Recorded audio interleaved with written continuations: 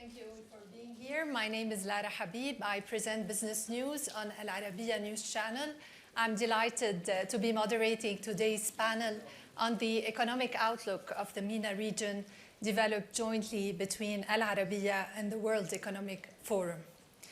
For the past few days, we've been hearing about the challenging year ahead of us, a possible global recession triggered by the fastest rise in interest rates in decades, a stubborn, lingering inflation, and continuing political conflicts in an increasingly fragmented world. How will this be reflected on the MENA region? Of course, when we look at the MENA region, it's unwise to treat it as one block. On one side, we have the GCC, oil exporting countries, who had a very healthy GDP growth. Combined stood at 6.5%. That's double what was achieved in 2021. We had surpluses in both current accounts and budgets. Just to give you an example, in 2022, budget surpluses in GCC countries exceeded $100 billion. Inflation, on the other hand, was contained at 3.6%, which is very low compared to the 8 to 10% that we saw in the biggest economies.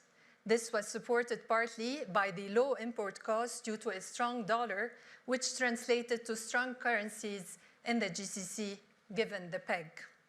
On the other side, we have the oil importing countries that suffered from worsening fiscal conditions, twin deficits due to higher food and fuel prices, weakening currencies, and a significant rise in debt servicing costs at a time when global hard currency funding conditions were tightening. So will 2023 be a challenging year for the MENA region? Will reforms continue despite the twin surpluses or the twin deficits? How are liquidity conditions, and how is the private sector adapting to all of this? To give us perspective on these questions and more, we have with us today decision makers from both ends of the spectrum. We have with us Saudi and Bahrain, who had a very good year in 2022, and Egypt, who is facing its own economic challenges, as well as representatives from the private sector. Please join me in welcoming His Excellency Faisal Alibrahim, Minister of Economy and Planning of Saudi Arabia, Her Excellency Hala Saeed, Minister of Planning and Economic Development of Egypt, Her Excellency Noor Ali Alkhulaif, Minister of Sustainable Development of Bahrain, Henadi Al Saleh, Chair of the Board of Directors of Kuwaiti-based Agility, one of the leading logistics companies in the world, and Majid Jafar, CEO of Crescent Petroleum, the oldest private upstream oil and gas company in the region. Thank you all for being with us. Let me begin with you, Your Excellency. GDP in Saudi Arabia in 2022 was very, very good. You had an 8.5% growth. You were the fastest growing economy in G20. However, in 2023, you are expecting a growth rate of 3.1%. Where would that growth come from? So we will continue our plans to diversify the economy. We were very fortunate that we've seen results of Vision 2030 materialize over the last few years, especially in 2022, as Saudi is becoming the global growth story. But if you double click on the 8.5, you'll see that our non-oil activities, private sector essentially, has grown at a very high rate. Up till the end of Q3 on a cumulative basis, it reached 5.9%. And before that in Q2, it was even much higher. That's one of the highest, if not the highest rate in 11 years. And 3.1, that reform and that diversification will continue despite oil activities being less or different. And we believe that will make sure that the 3.1, or as the World Bank projects, 3.7 is achieved. But the worsening global conditions will not change your outlook for this year? We are cognizant of the challenges that the world is facing, but we're also looking closely at the evolving challenges and how they're moving. We expect that there will continue to be Fed rate hikes. There will continue to be interest rate increases. But with China coming back online, there is an opportunity for what people perceive to be a global recession to only be a slowdown, except for a few areas, and for it to probably bottom up towards the second half of the year, at the worst, the beginning of 2024. Still, our reforms are moving underway, and our new sectors that are being established and the existing sectors that are being revived, and the activity of the private sector will help drive and achieve the 3.1 and hopefully even more. Dr. Hala, I know you are forecasting a 5% growth for Egypt for the fiscal year 2022-2023. Where will that growth come from, given that the private sector is facing challenges in operating, given that you are stopping certain government projects, and we know that this has been the trigger, the main trigger behind the economic growth in Egypt in the past few years? Well, thank you, Lara, for your question. And let me start by saying that we are all living in unprecedented times. These are very, very challenging times. And in these challenging times, policymakers are basically mandated to operate in such a complex global setting. So what we call it in economics, it is the paradoxical policy making at this era of paradoxical policy making, which means that at these challenging and unprecedented times, usually we used to say it is challenging to have the monetary and fiscal policy mix in normal times. So in very challenging times, it is basically a sort of a struggle between the monetary and fiscal policy. And it is no secret that in emerging economies, there is a pressure on the emerging economies, because if we go back to the COVID-19 pandemic, where the pressure started with the shortage in the supply of products because you had a lockdown, and when the economy started opening, economies started pouring a lot of liquidity to make their economies grow. So this led to hyperinflation. So with this hyperinflation, central banks around the world moved to increase interest rates. Increasing interest rates for developed countries has different impact on developing and emerging economies, because this increase in interest rates made the cost of debts for emerging economies much higher, made them face more challenges in attracting finance, whether in bonds or in loans, and also made foreign direct investment fly more to places where they have high returns on their investments. But within these challenges, let me tell you that within the COVID-19 pandemic, the Egyptian economy achieved 3.6% growth, and it was one of the very few countries that achieved positive economic growth. And last year, we achieved 6.6 economic growth. And what is always important, I say that growth is necessary, but it's not enough. You need to know, where did this growth come from? Which sector propelled this growth? Did this impact employment or did not impact? So we always look at the real side of the economy. We had positive economic growth rate 6.6. This year, we're going to reach 5%. This growth is coming from telecommunication, which is a real sector, real economy. It's coming from manufacturing. It's coming from tourism sector. It's coming from logistics. It's coming from agriculture. And this is the real side of the economy. This is what makes the economy resilient. And most important, the impact on employment. What is our unemployment rate? Our employment rate reached at its maximum 7.4%. So this is what we care about, is the growth and its impact on the employability levels and on the employment levels. So the other thing is that definitely there are some pressures on the exchange rate, because in emerging economies, you import. Egypt, no secret, is a populous country. We're 104 million people. So with the increase in prices, specifically strategic commodities, you import this. So the amount of money coming out is much more than the amount of foreign exchange coming in.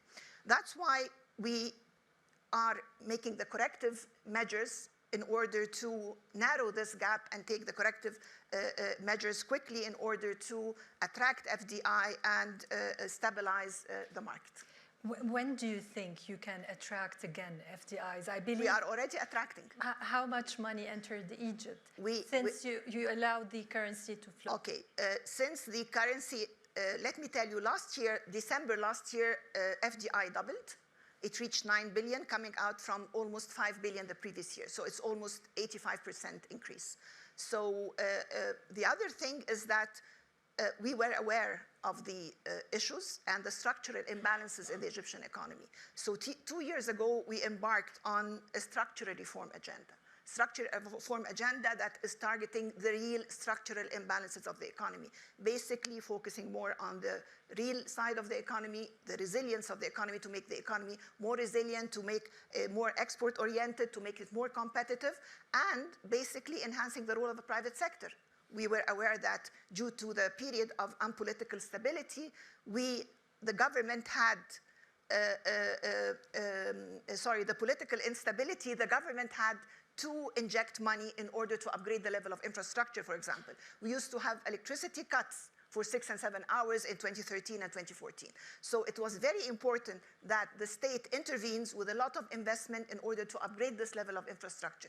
First, to make a better quality of life for our people, and second, because no foreign investor or no even Egyptian investor will come and invest in a country that has deteriorating and low quality of roads, of network, with and no electricity, no power. So this was important in order to upgrade the level of our infrastructure and attract more investors, whether local or foreign. But are you counting again on the hot money? No, not necessarily. No, we're focusing on the real side, which is basically the FDI. Thank you. Your Excellency, Mrs. Noor, Bahrain had a good year, and this was mainly driven by growth in the real estate sector and also sectors related to tourism. What's the latest figure for the GDP growth for last year, and what is projected for this year? As you've mentioned earlier, I think the GCC is probably like a bright light these days in this global economy, and Bahrain is no different from the rest of the GCC countries in terms of enjoying economic growth over the last year. We've got the results up to the Q3, so the year to date for the non-oil economy is over 7%, and we expect that to remain and achieve. Our target was around 5% for the full year in terms of non-oil, and we focus on non-oil because we believe that is the driver of economic growth. In terms of having said that about the GCC and something that you mentioned earlier about there been two sides to the Middle East, even within GCC, probably like there are different reasons for the growth. When you look at Bahrain, and His Excellency the Minister mentioned the reform that is happening in Saudi, and Bahrain is the same. We have a track record of reform, actually. So our Vision 2030 was launched back in 2008, and it was launched out of the need for the country to diversify away from oil, being a small country without as much oil as the other countries in the region. And so in 2008, the vision that was launched by His Majesty the King had a few pillars. One of them was stability and competitiveness and sustainability. And it describes sustainability as reaching an economy where the private sector is the independently driving the growth in Bahrain. And so over the last few years, we've managed to, over the last 20 years even, managed to double the size of the economy. And when you look at the contribution of the oil sector, it went from 40% to under 20%, around 18% in the last quarter, followed closely by the financial services sector, which is around 17%, and then manufacturing sector is around 14%. So when we look at the growth, we really, again, look at those sectors and see how those sectors are continuing to hold that growth. And again, it is important to not just sit and say, well, I'm enjoying this growth, I'm just going to continue to enjoy it. But we realize that we have to continue to set the right policy in order to move the economy, including the private sector, in order to achieve further growth. So the Kingdom at the end of 2021 launched its post-COVID recovery plan, which included quite a few projects that we hope would continue to drive the growth, and we believe contributed to quite a bit of the growth in 2022. including, when you mentioned real estate for us, and the infrastructure projects are very, very important. And so we launched a package of worth over $30 billion of projects from the tourism sector, manufacturing, sports, health sector, housing. And the aim for that also is to encourage more partnerships with the private sector, and also to invite more FDIs, because we believe that's very, very important for a growth of an economy like Bahrain. Again, looking at the sectors, we've launched 6 sector strategies for the major strategies that Bahrain focuses on, including the tourism, the logistics, manufacturing, financial services. The oil sector is also an important one, and the telecoms and the digital economy. So there's quite a bit going on that is driving the growth in the region, and specifically Bahrain. And in terms of non-oil versus oil, Yes. in terms of budget revenues, what's the percentage right now? So basically, we've mentioned in terms of the GDP. Unfortunately, probably it's not the same mirror at the moment when it comes to oil revenue, but that's really because of the increase in the oil prices also. So it's around 70% of oil revenues versus 30%. But having said that, the Bahrain also recognized a few years ago that we need to diversify the oil revenue, the government revenue, as well as the GDP. And so the government launched the fiscal balance program at the end of 2018. And the main target was to achieve fiscal balance, but to do that with diversifying their revenue. So much work has happened. The introduction of VAT was a key one. Bahrain's also increased the VAT from 5% from 2019 into 2022. That was increased to 10%. So that was really one of the biggest initiatives on the revenue side that Bahrain has introduced, and the one that was accepted and easily implemented in the kingdom, because there was clear recognition and agreement amongst the stakeholders in the kingdom as to the importance of diversifying the oil revenue. And there's quite a few other initiatives to increase the government non-oil revenue as well. And can that include more taxes? Potentially. So the kingdom always has that option on the table. We do look at the international position when it comes to the taxes. We understand and recognize the G20 plans to potentially introduce corporate taxes, and that's something that the kingdom has incorporated into its plan should a decision be made. We might see that this year? It depends. So corporate tax, but no income tax? No income tax. And when we are talking about corporate tax, would it be similar to what we're going to see in the UAE, 9%? So at the moment, the government has not really, I guess, announced the plans that are being studied. So I don't want to share insights that I do not actually have available to share. But I think the G20 is the main, would be the main driver of corporate tax in the region. But no income tax, we recognize the competitive advantage that this gives a region like ours and a country like ours. Thanks. Majid, when we are talking about the economic projections for the MENA region, of course, we have to discuss the outlook for oil prices. 2022 witnessed one of the worst crises, global energy crisis we have seen in decades. There are a lot of uncertainties when it comes to supply or demand of oil moving forward. So I need your outlook for oil prices for this year. Sure, it's great to be here. Thank you to the forum and to Arabiya and to share this panel with my esteemed colleagues. I first want to observe that this panel has the best gender imbalance that I've seen. The men are outnumbered 2-1, which is great for any Davos panel, but particularly for a panel from our region. And actually all the countries represented on the panel have made real important strides in the area of female empowerment, which I believe is the most important economic and not just social objective for our region. I mean, you started with some of the good news, and I'd like to add that feeling from here in Davos. I've been coming over 10 years. Usually our panels have been sometimes depressing or upsetting. We've had a lot of issues over the last 10, 20 years. Alhamdulillah, this year, you started with some good statistics. And I would also add, you've got industry output up, employment up, tourism up. You mentioned the GDP of 5% average across the region, fairly consistent, some differentials. $1.3 trillion above what was projected, at least to oil exporters over the next 4 years, according to the IMF. So there's a lot of good news. Also, geopolitically, we have relative stability. The conflicts in the region, we still have some issues here and there, tensions, but generally, it's much more stable than it has been. And for the first time in my life, the big war is not in our region. It's actually, of course, in Europe at the moment. All war is terrible, but our region is enjoying a period of relative stability. And we've come out of COVID very well, compared to, of course, what we see now in China.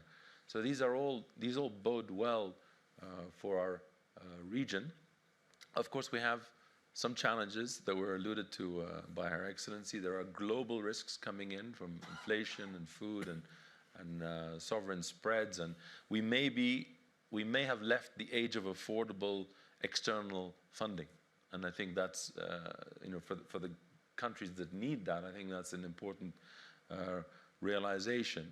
But the numbers that you mentioned were actually good compared to worldwide. In terms of oil, we've had this spike in the prices, first global energy crisis last year across all forms of energy, across all parts of the world. Yes, issues like coming out of COVID and the Ukraine war exacerbated, but fundamentally there's been insufficient investment in all kinds of energy. I think in a misguided way, there were those who thought we could just declare net zero 2050 and starve the supply of investment while the demand continued to grow. And we have the challenge we have today. In terms of the outlook, and so there is now a realization that you have to tackle all three of the legs of the energy trilemma, which are the sustainability for sure, but also affordability and availability. And the Middle East has a huge role to play. We have half the world's oil and gas reserves. We have the lowest cost also, lowest cost solar. We've hosted COP last year in Sharm el-Sheikh, COP this year, inshallah, in the UAE and Dubai. And I think the role of the region is going to be central. There are concerns. You mentioned outlook for oil price. We have, at the moment, worldwide, only 2 million barrels of spare capacity. And we are in a world where China is still in COVID, and aviation demand has not gone back to pre-COVID. Both are expected to be resolved later this year. And both could easily add that 2 million barrels or even more. In which case, without really more in investment and more capacity, we could easily see oil over $100 again and a significant price rise. Although we might face a global recession. So this will make up for the possible decline in demand. So I think the outlook that we've heard over the last few days here in Davos is, there is in many countries currently already a recession, and the outlook we've heard from the IMF and others, yes, there could be a dip, but actually there's expected to be, even by the end of this year, recovery. So issues like China's COVID and global recession, I think, have been factored in. The outcome of the Ukraine war, of course, is an unknown. But my bigger concern is this consistent chronic underinvestment. There's a $300 billion estimated underinvestment in traditional forms of energy, such as oil and gas, aside from the fact that we need to treble global investment in renewables by the end of the decade. And I think if we see the energy crisis as just a short-term thing because of Ukraine, I think it will prolong it and make it potentially even worse in the future. Henadi, I want to hear your thoughts on the global economic outlook. Are you factoring in a global recession in your projections for this year? Are you already witnessing a slowdown in your operations in certain countries? So Agility is a Kuwaiti-listed company, but as you mentioned, we have a global portfolio of businesses which are 100% owned and investments, largely focused in logistics services and industrial logistics. So, and it's hard to ignore the IMF when they say that they expect in 2023 that potentially a third of the economy, the global economy, is going to be in recession. Do we feel it in parts of the business? Yes, we do. But we also have the offset from our GCC assets. So the question is, what do? We think very carefully about our capital allocation with regards to our portfolio, and with the rising interest rates, we make sure that we allocate capital to make sure our return on invested capital is net positive to our investors. We talk about interest rates. We look at our liquidity and financing strategy. We refinanced our debt, make it long-term, and try and secure the coffers, enough coffers to make sure that we have the right investments in place. Not just that, we also focus on the cost allocation. And with the asset reset we've seen lately, we're doubling down in M&A. But when it comes to our GCC assets, we are relatively optimistic. We are heavily focused in the GCC, and as my colleagues here on the panel have talked about their national development plans, we are optimistic about these plans. We are doubling down in Saudi Arabia in industrial real estate and logistics services. We are also investing in Egypt in the economic free trade zone, in addition to industrial real estate, and not just that, within the region itself. If you look at most of the national development plans, a lot of them are focused on logistics, cross-border trade, digitization, all of which are our sweet spot is agility, and we're relatively optimistic. That's great to hear that. Of course, when we're talking about economic growth these days, we cannot not tackle inflation. Inflation reached unprecedented levels. This was different for the GCC countries. For Saudi in particular, you managed to tame inflation. It reached 3.3% in last year. What are your expectations for this year? So we expect inflation to be around 2.1%. Last year, on average, we expected to close at 2.6%. 3.3 was, I believe, last month's year-over-year reading. But we did this because we foresaw this challenge ahead of time, and we froze our energy price reform almost 2 years ago, and that helped preempt this challenge. On top of that, of course, not only did we preempt and respond early, we're pegged to the dollar, so that also creates that effect. On top of that, we continuously assess and read what certain segments of society need, and if there is an intervention that is required, which happened a few months ago. And this assessment is continuous. We still believe that inflation in general is just a little more complex than just a forecast. So many dynamics in this evolving world and its challenges could affect certain levels of inflation for certain products, and we need to continuously preempt it. So does this mean that these protective measures that you took in terms of the ceiling on gasoline prices will continue this year? So far, the plan is to keep it. If there's any changes, it will be subject to our updated assessment. And also, we've announced, as you recall, some support. We've been reforming social assistance and regular assistance and social protection programs to make it more effective, to make it more relevant to the segments that need it the most. So that parallel to that reform, we had this parallel intervention, and we'll continue to assess till when it's needed. And of course, depending on how things play out, things will change. And you told me that you benefited from the strong dollar. However, the trend is downward in the past few months. Do you think this will continue, and do you think it will make it more challenging for you to contain inflation? No, we have a very strong fiscal position, and we have a very strong and resilient financial system and a monetary system as well. So we continuously assess if this will impact the private sector. We haven't seen it, despite going up a little bit, especially in terms of also rates, affect the private sector. The private sector has been growing consistently. We've seen even FDI grow at 250% plus. The private sector in terms of exports has grown around 20%.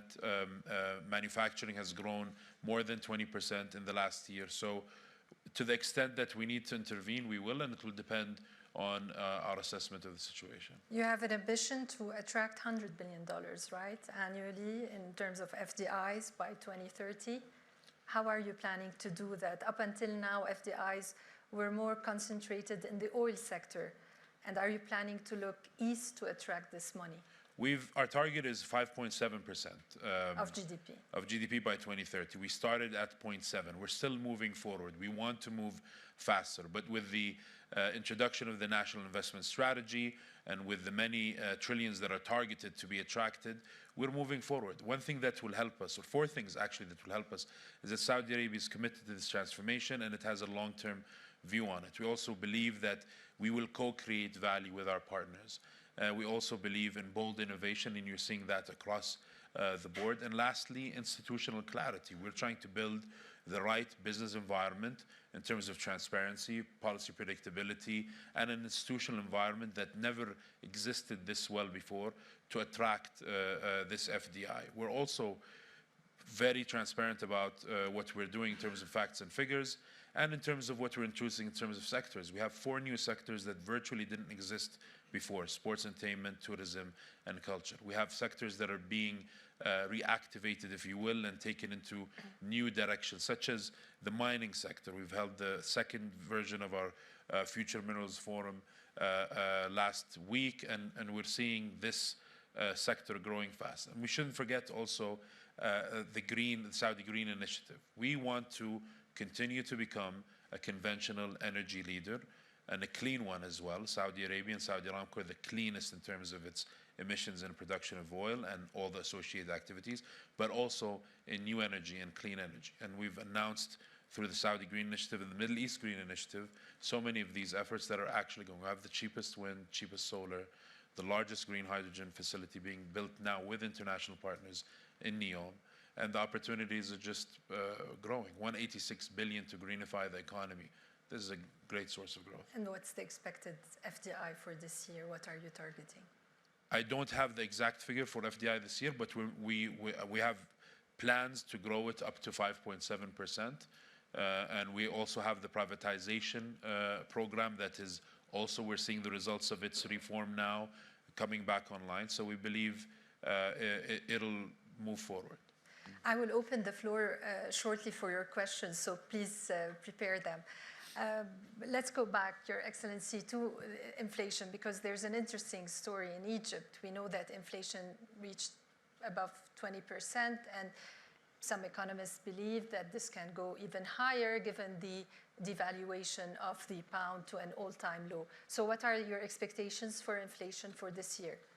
Let me start by saying that even at the COVID, just before the geopolitical challenges, the Russian-Ukraine war, we reached 4.5% inflation rate. So inflation, we had a very reasonable inflation rate before the impact of the geopolitical challenges that have soared the prices of the strategic commodity prices, basically energy, wheat, oil, most of the prices that are important.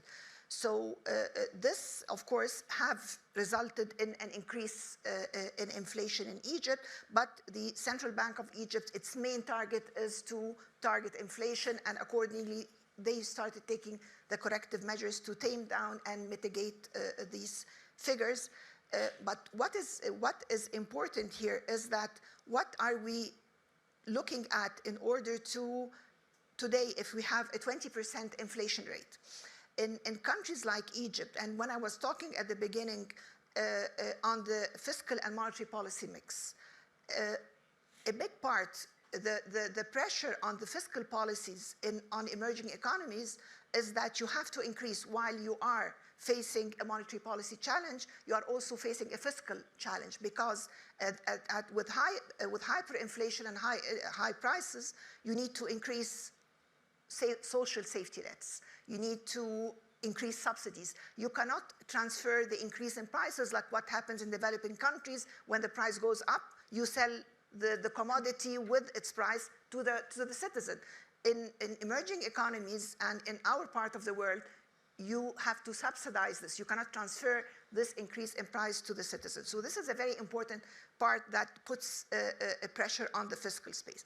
The other thing is that with the increase that happened in the social safety net programs that Egypt have offered, increase in wages, minimum wage levels, increase in pension, we have been working we have embarked on a year and a half ago on the biggest developmental project worldwide. The Decent Life Initiative is one of the biggest development projects that are happening. We are targeting increasing the quality of life of our people.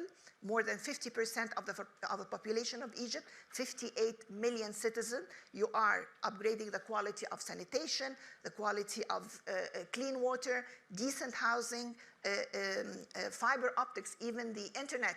You're offering these people internet. So this is a huge investment that is happening, and it is giving a lot of comfort to the people in order to offer them a better quality of life. In addition to that, we are, through different outlets of the government, we're offering a lot of products with subsidized prices in order to dampen down inflation. Is there any additional increase in fuel prices this year? This is a dynamic process that happens according to the market dynamics. And do you have a certain number for the projected inflation? Well, we project that, you know, as His Excellency was mentioning, inflation results on a lot of dynamics. And with the uncertainty, what economists always fear is the level of uncertainty. We're living really at uncertain times. So with the geopolitical challenges continuing, it's quite uncertain. So if we give an estimate, we always say it's going to be a guesstimate rather than a real estimate, a real scientific estimate. But we hope that with the prices going down now in strategic commodities that we are witnessing now, a lot of prices are becoming much less, especially in wheat, for example, and in oil, that by the second half of the year or the third or the fourth quarter, that we will see much lower in inflation. Thank you. Let's open the floor for questions from the audience. Anyone? Please, can you introduce yourself?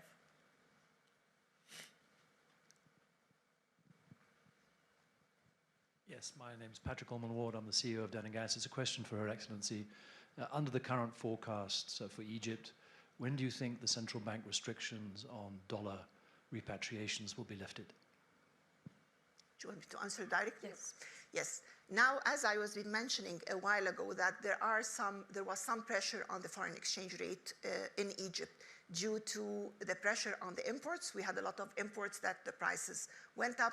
Now we're doing a correction in the exchange rate. We're doing flexibility of exchange rate. So I think now we had a lot of backlog of commodities in the ports that we need to release. And I think yesterday they are all released. So things are moving and developing gradually. This is something temporary, and few weeks it will going to be something of the past.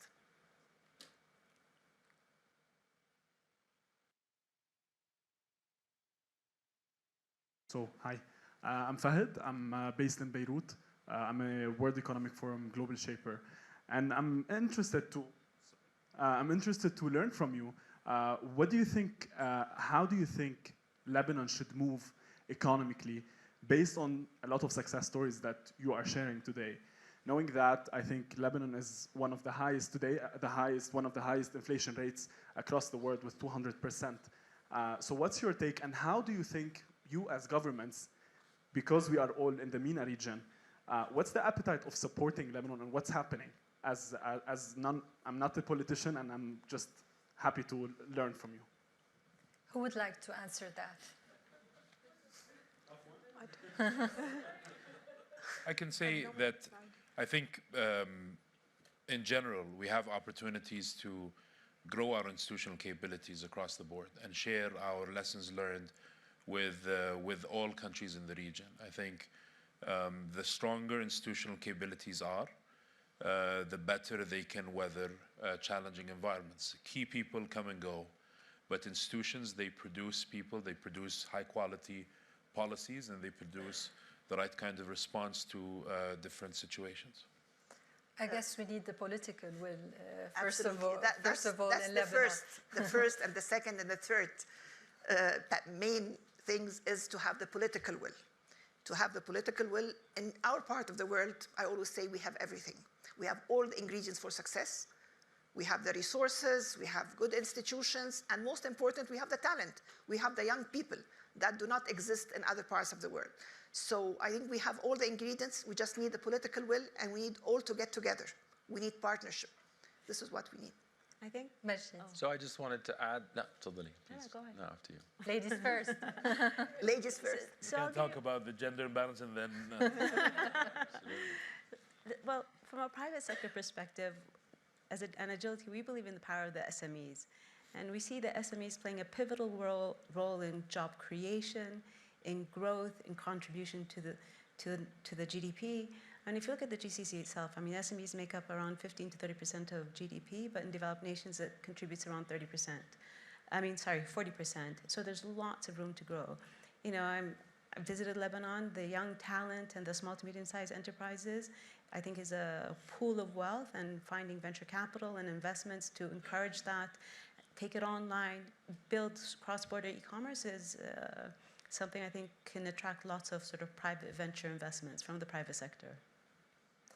So building on all those points, we have 100 million young people across the region between 15 and 24.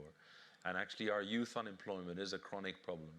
We have 30% youth unemployment, 40% when you look at female youth unemployment.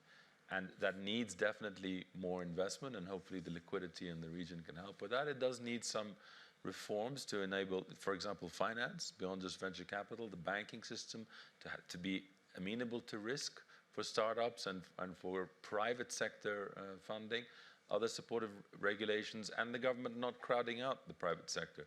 Also on the skills side, there's a deficit on modern employability skills in our region that public education hadn't kept up with. We, for our part, as Crescent, we partnered with the DRUC, the online courses, the Queen Rania Foundation, to create courses that enhance employability, English language, IT skills for the modern workplace, and social skills for the modern workplace during the COVID pandemic, and 350,000 young people from across the region signed up. So these are the kind of things that need to come together, because tackling youth unemployment has to be based on private sector-led job creation. You mentioned something very important, crowding out effect. And I want to ask you, but please, I need short answers because we are short on time.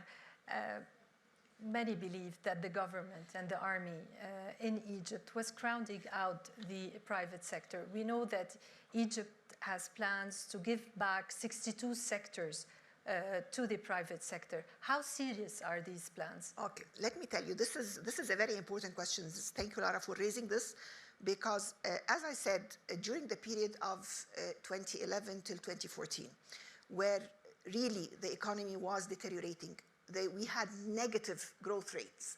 So when we started having the political stability, we wanted someone to invest, and we wanted quick and big amount of investment to upgrade all the deteriorating infrastructure that we had. Nobody had the amount of investment to pitch in except the state. So we had to upgrade all this infrastructure, electricity, roads, network, ports, everything. And then we started more than 2 years ago, because in 2020, and unfortunately this was just 1 month before the COVID, we announced our structural reform agenda. And in the structural reform agenda, that has been basically been done through a public consultation with the private sector. A year and a half ago, we did a lot of, more than 60 roundtables with the private sector in order to tell them what do we want in order to have more engagement, because 85% of our employment comes from the private sector. They are our main partners for development. We do believe this. So it was very important that through public consultation, we come out with a roadmap. What do we want to do? We said we need a sort of what we call a document. This document is called a state ownership document. This document, we came out with the sectors, because we can tell the private sector, we're going to exit this. This is for you, and take it and start investing. They said, no, you have been investing a lot. Now tell me exactly, we need a document that ensures that, and ensures that, most importantly, on a level playing field. So we had a document that was done through the private sector. They are the one that have basically done and wrote this document. and it has been endorsed by the president. And now we have a mechanism. We had a committee today in order to put on what are the process of this implementation of the state ownership policy and where the private sector can enter on a level playing field. What is very important is that we have also 2 years ago established for the first time a sovereign wealth fund of Egypt. Its main role is an investment, a private equity arm of the government. Its main role is to crowd in private sector because we know that there is a history that may not be very comfortable for the private sector. So we said, okay, let's have this private sector arm that basically looks into the investment opportunities, transform this investment opportunities into investment products and offer this to the private sector. And sometimes we enter with a minority stake in order to comfort them. We do the studies, we take from them all the hassle of dealing with the government, and sometimes we enter with a minority stake, as I said, in order to take the de-risking and offer this to the private sector. So we were very serious about it. A lot of projects have been done with the private sector during the past year. We have now 9 framework agreements with foreign and local investors on the green hydrogen. That's what launched during the COP. This is worth $85 billion when materialized. We're working also, we have launched for the first time a tender on water desalination, the first to be for the private sector. It's a mega one. This, when we offer the tender, the RFP, we received 200 offers from 30 countries. So there is a great appetite to invest in Egypt. We're localizing the first manufacturing of local trains in Egypt with the private sector. They are the main partners with the technology partners. So we have a lot of investment being done through the Sovereign Fund of Egypt and also through direct. We also looked into the investment law in order to activate some of the articles that were not activated in order to give incentives for the private sector, like the gold license, in order to have, when you submit your request, in 20 days you should receive the approval. If not, you can work and do all what you want. Thank you. Let's conclude this session by, I'm going to ask you all one question. We've heard a lot of projections for this year. And my question would be, what is the biggest risk, in your opinion, for these projections in 2023? What's the biggest risk for Saudi Arabia? I would say we are entering uncertain times, despite hearing a narrative in Davos here. Just the worry that the uncertain might be more complex than what we are recently aware of. COVID-19 could be very two-dimensional compared to the complexity of a polycrisis if it ever happens. And this is a word we heard here. So I think the best way to counter that and the best way to be resilient and to just continue building institutional capability and continue with the reforms that we all know are necessary for our economies to be more sustainable. Dr. Hala. Well, of course, if we continue with the geopolitical challenges, I think the most worrying, economists always worry of inflation. Mm-hmm. So if the geopolitical challenges, we don't know what's going to happen. If this continues and inflation continues, I think this is one of the things that not only for Egypt, but for the whole countries that suffer from inflation.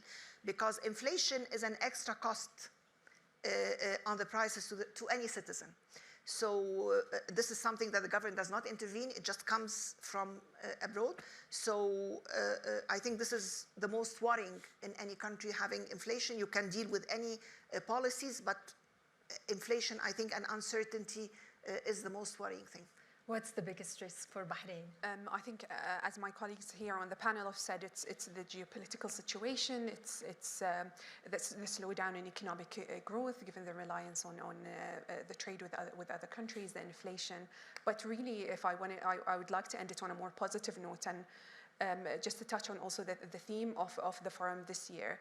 And we're talking about communication, and I've heard over the last three days a huge number of commitments from all countries on sharing that knowledge and continuing to communicate with the countries around, and this understanding, especially from the region, and especially probably from Saudi, and I've heard it quite a lot from the ministers, is this understanding that my own stability and my own prosperity really also depends on the stability and prosperities of the countries around me and also the wider globe. So I think there is a huge amount of willingness to communicate and work together towards growth. Thank you. Henadi?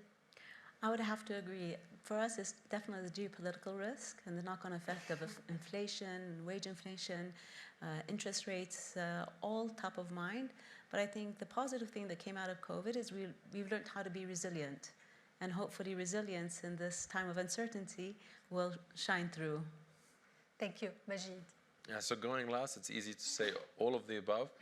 And yes, of course, and God forbid, there's always a risk of conflict or geopolitical flare-up, or somehow the geopolitical crises happening outside expressing themselves within our region. But absent that, of course, sustained inflation and financial fragility in certain countries is an issue. But overall, I am also optimistic about the economic outlook for our region over the coming year or even years, and the potential, particularly if we can enhance the internal investment and integration. Thank you. I just wanted to add one more point. From last May till today, and to your point, Majid, I think the thought leadership that the region has demonstrated and its influence is very impressive. I mean, the energy transition and the just energy transition is one example. COP27, COP28, the Saudi Green Initiative, the Middle East Green Initiative. I think we should celebrate this, be proud of it, and not forget it. Hear, hear. Absolutely. Thank you so much for sharing your thoughts with us today, for your valuable input. Thank you so much for your attention.